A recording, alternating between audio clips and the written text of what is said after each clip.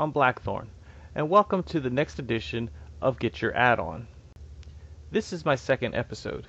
In episode 1, we discussed Arc Inventory, a nice bag add-on that helps keep your interface clean. In this episode, we'll be discussing OPie, another add-on that I like to use to help keep my interface clean. My basic UI philosophy is to keep anything that's not combat related off my screen. So hearthstones, mounts, scrolls, elixirs, things like that, I don't like to have on my screen because in combat, I like to keep it very simple. OPie helps by taking all these items and placing them into neat little pie slices that you can then call up using hotkeys. While you could use add-ons such as Bartender to create hidden buttons, I like OPie because when you call up the pie slices, it keeps them up there until you select one.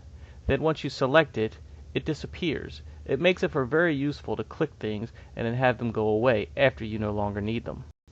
This is OPie's main user interface, and while it may look confusing, once you realize you don't need to use much on this page, it makes life a lot easier.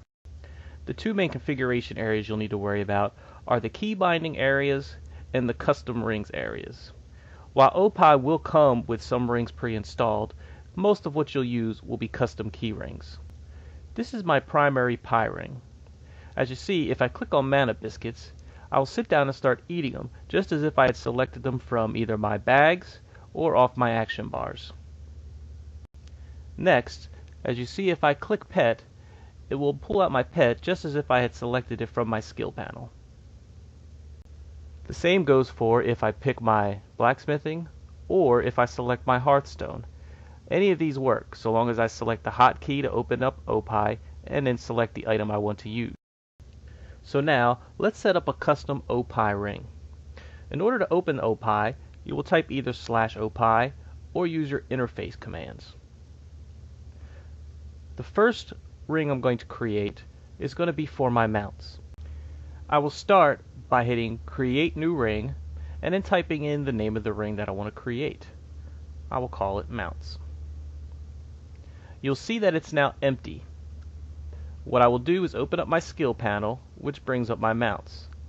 I will then grab each mount that I want to put onto this ring and drag them over to that panel.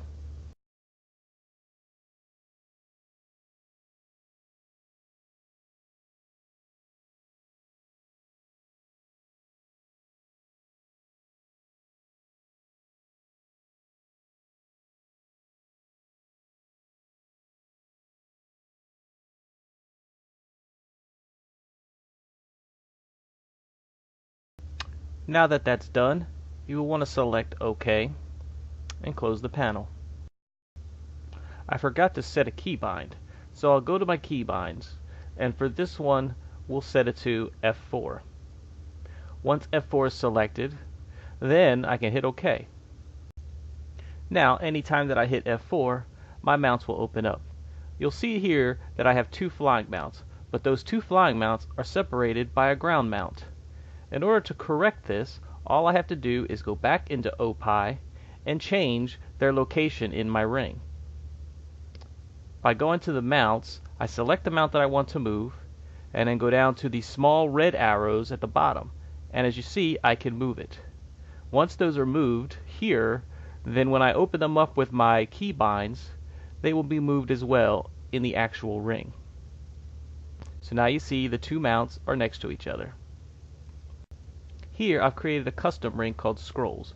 I'm going to select this scroll, and then as you see I will go down to where it says show this object only when present. So now it will only show this item in my ring if I actually have any of those scrolls available. This is useful if you have lots of scrolls and lots of foods that you want to put in your rings. It will only show the ones that you actually currently have in your inventory. I can also set these custom rings to show on all characters, certain classes of characters, or to just one specific character. So now when I open my ring, you'll notice I have 4 items. I will click the scroll which I selected to only show what I have available. I will use the scroll.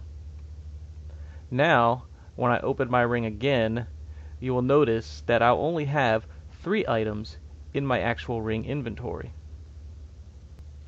I hope you found this useful. If you have any questions, feel free to leave comments. Thank you for watching. I hope to see you next time on Get Your Add-On.